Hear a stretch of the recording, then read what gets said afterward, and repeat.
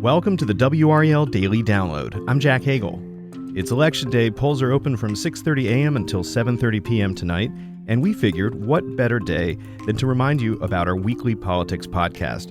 It's called The Wrap. It comes out on Fridays, and it's chock full of insight from our NC Capitol team. And today, we're going to share with you our latest episode, which looks at some of today's key races. In every episode, our NC Capitol team brings you up to speed on the week that was in state politics, and they help look ahead to developing stories. It's a must-listen if you're interested in state government and what goes on behind the scenes in the corridors of power. You can subscribe wherever you get your podcasts. Just search WRAL and The Wrap, and it should pop up. A quick note on today's episode, it was recorded on Friday, and so there are some statements that could be a little bit out of date, but the insights are still relevant.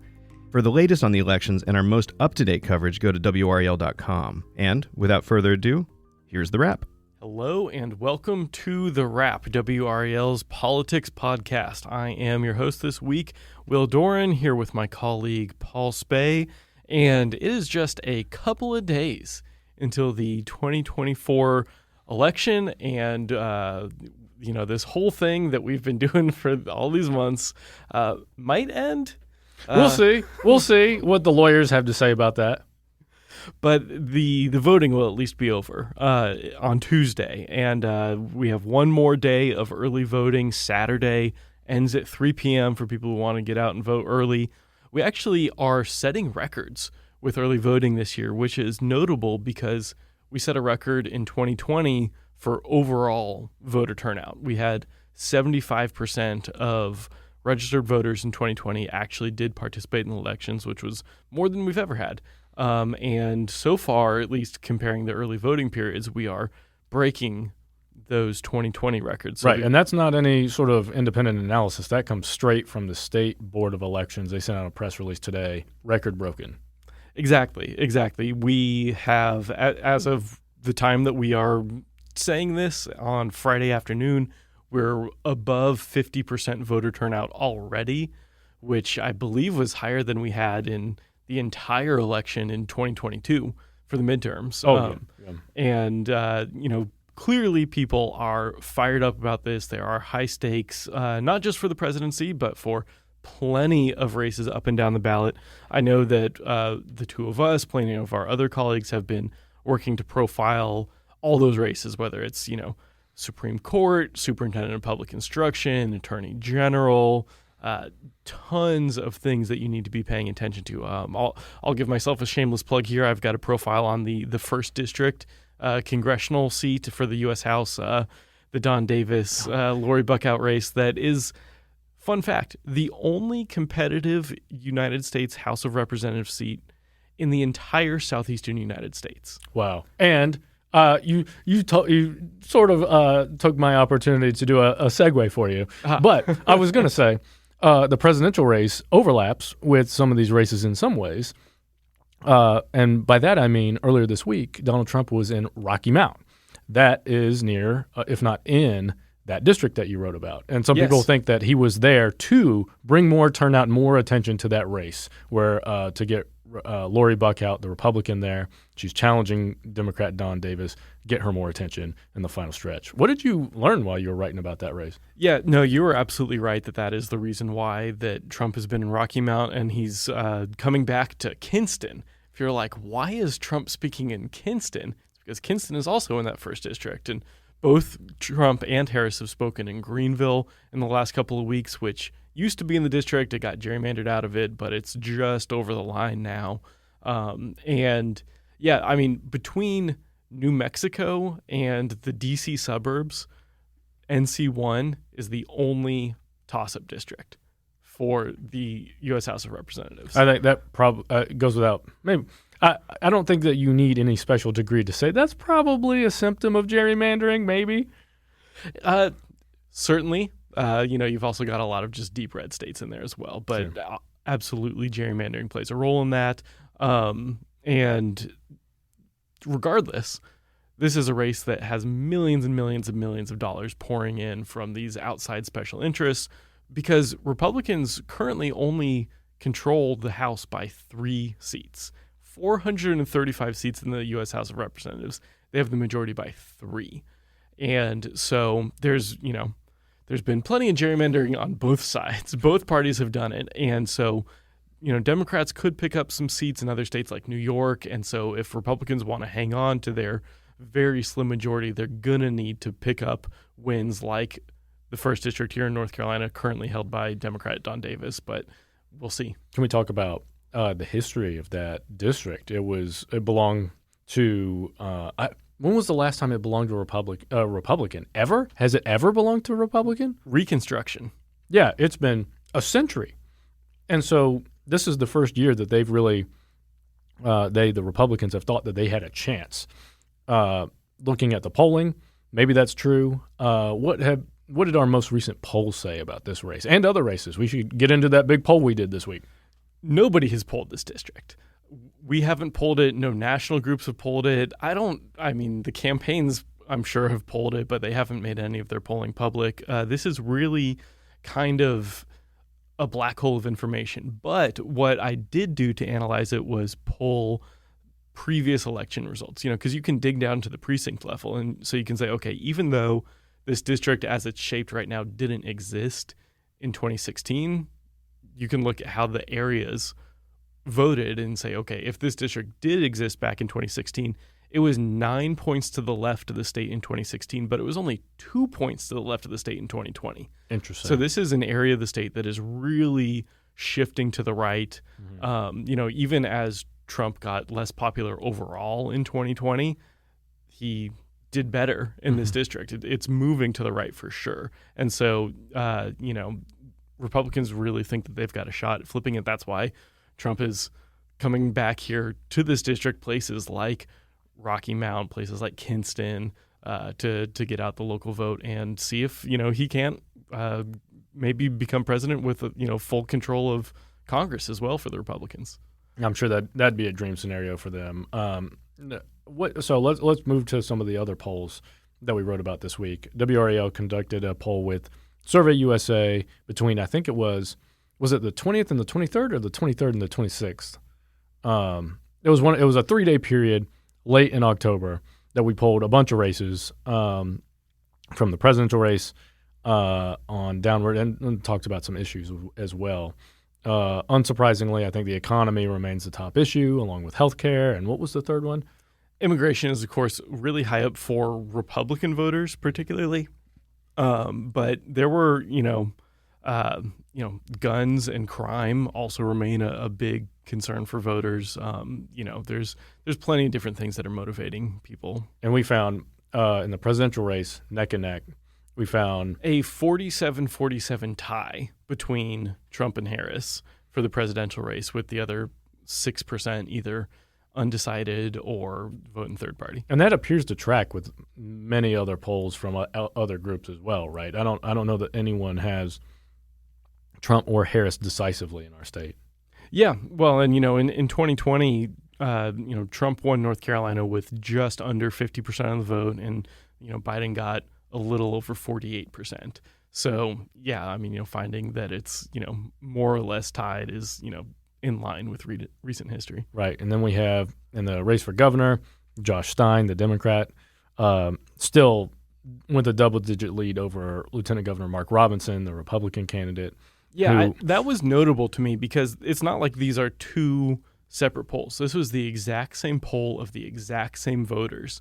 And among these people who were tied for Trump and Harris, not even giving an edge one way or another, they had Stein up by 15 points. Right. So that's just a large number of Trump supporters who are also not backing Mark Robinson for governor. Right. And that sort of speaks to not only what's being talked about on the campaign trail in North Carolina, which is abortion. That's a top issue as well. Mark Robinson has a history of making controversial statements about abortion, but also perhaps that story published by CNN in September about comments he made allegedly made on a pornographic website, comments that he denies and that he sued over. But that reporting, along with some of his other past comments, appeared to be really dragging down his numbers in the polls.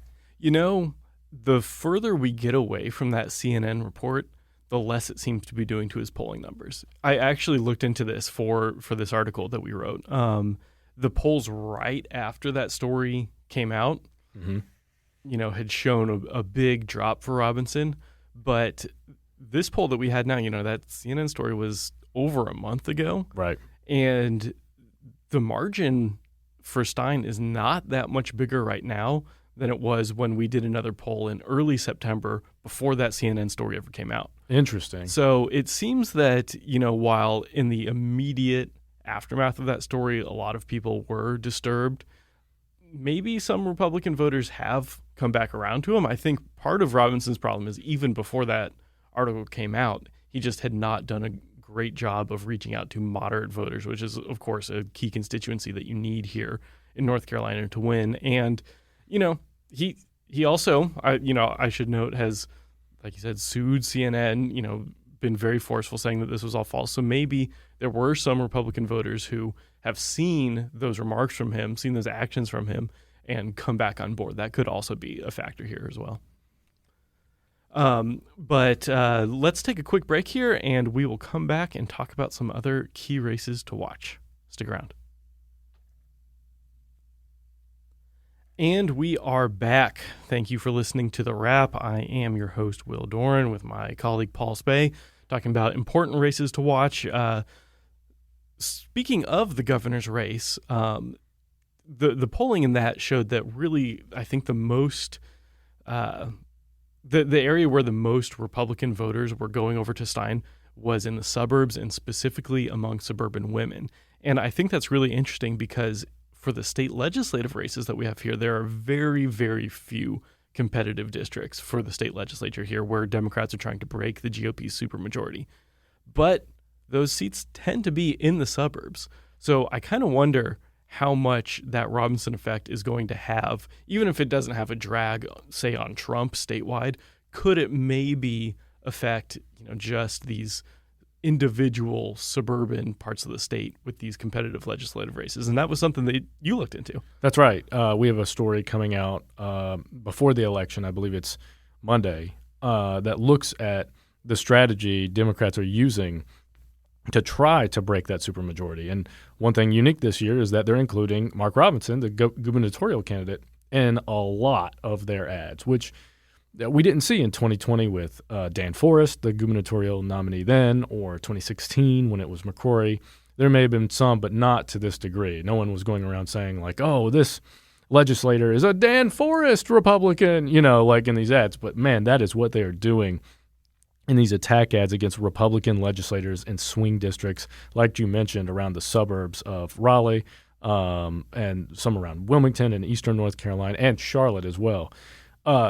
We looked into which candidates sort of had the most material, because that's what they did. The Democrats did after the CNN report came out. They had compiled all this material of Republicans hosting fundraisers with Robinson or taking photos with him, things like that they can now use to say, oh, look at so-and-so, they're a Mark Robinson Republican, and he said this about abortion.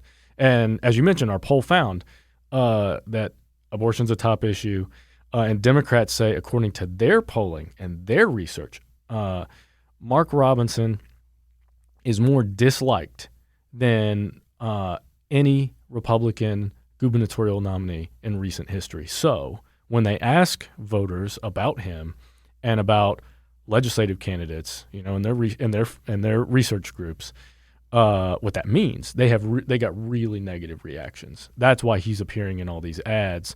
Will it work? Republicans say they're not seeing any evidence that North Carolina has a long history of splitting its ballot between a Republican for president, a Democrat for governor, and then a mixed bag down the line.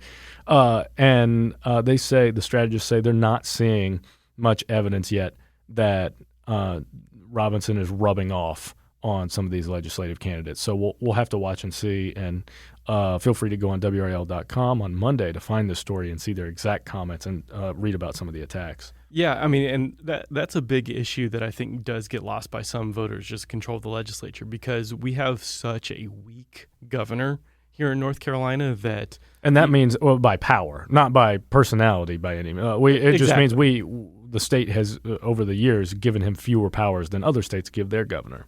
Exactly. And, if Democrats don't have the ability to break a GOP supermajority, then the governor can't really do a lot. They can get up and give speeches and travel the state and, whip people up. But in terms of just real power to do stuff, I mean, the legislature has taken away a lot of the power that Right. the governor used to have ever since Roy Cooper came into power. And if Democrats are able to break that supermajority and say it's a Josh Stein governor, he would have a lot of leverage to negotiate with Republicans on the budget, things like that. But if they're not able to break that supermajority, then Republicans can keep just doing essentially whatever they want. Right. So Democrats are going to be trying very, very hard in those just a handful of seats. It's the suburbs just north of Raleigh, just south of Raleigh, around the Charlotte area, around Wilmington. It's really, really fascinating to just watch those few little pockets of the state get to decide basically who holds all of the power going into it. Right. And so, Democrats may see their ranks diminish in some other races as well, one being Josh Stein's seat. He's currently the Attorney General. Democrats have held that office in North Carolina for decades now, I believe. Have they? Again, since Reconstruction, Right. was the last time a Republican was elected to be the Attorney General of North Carolina. So there's a competitive race to replace him between two congressmen out of the Charlotte area. The Democrat is Jeff Jackson. The Republican is Dan Bishop. Both sitting U.S. congressmen, which is incredibly rare and kind of odd. Right. I think more rare for Bishop to run for it, considering he could have stayed in Congress. The lines for Jackson's district changed, so he was sort of drawn out, he would say. That's why he's in the race. And they're both attorneys, of course. Our polling found that race pretty close as well. Yes, and that's another one where, the Jeff Jackson campaign has tried really, really hard to tie Dan Bishop to Mark Robinson. And, Dan Bishop is, famously the author of HB 2 from back in 2016. He's a member of the Freedom Caucus in Congress. He's, certainly not a moderate here. But those ads really, it appears, haven't really worked. I mean, Jackson is ahead a little bit in our polling, but it really seems to be tracking much more with the presidential race than with the governor's race. Even though it's another statewide office, it seems to not really be following the same trends as that governor's race. It really seems to just be following the presidential race, maybe slightly to the left, but certainly not by any large margins. The ads in that race are unique, too, because we see the Democrats trying to associate Bishop with Robinson, who he is a fan of, and I believe, and they've appeared together and things like that. Jeff Jackson is also a younger congressman and is sort of famous, if in political circles at least, for his social media use. He goes on TikTok and makes these videos, and goes on Twitter and puts out these videos of himself talking to the camera. And they all look exactly the same, right? Right. But his strategy is he tries to be as plain-spoken as possible and come across as honest as possible, sort of a Mr. Smith goes to Washington type appeal. And so we see those ads playing out. Meanwhile, on the other side, Dan Bishop is running an ad saying, accusing Jackson of, quote, embracing a sex offender. You looked into these claims, right? You did a fact check of this ad? That's right. Right. So the basics are the ad shows Jackson hugging a man named Chad Turner. He is the president and CEO of a Chamber of Commerce out in Charlotte. And he's been an advocate for LGBTQ rights for a while now. And in 2022, his group gave Jeff Jackson and other people and businesses awards for their work in the community. Well, Turner, back in 1998, when he was 20, was accused of lewd acts with someone under the age of 16. They were 15. So Turner was 20. The victim was 15. He was convicted of that and is now a registered sex offender. Bishop is putting this in his ad and saying, hey, look, here is evidence of Jackson embracing Turner, because when he accepted the award, he gave Turner a hug. Turner's the one that gave it to him on stage.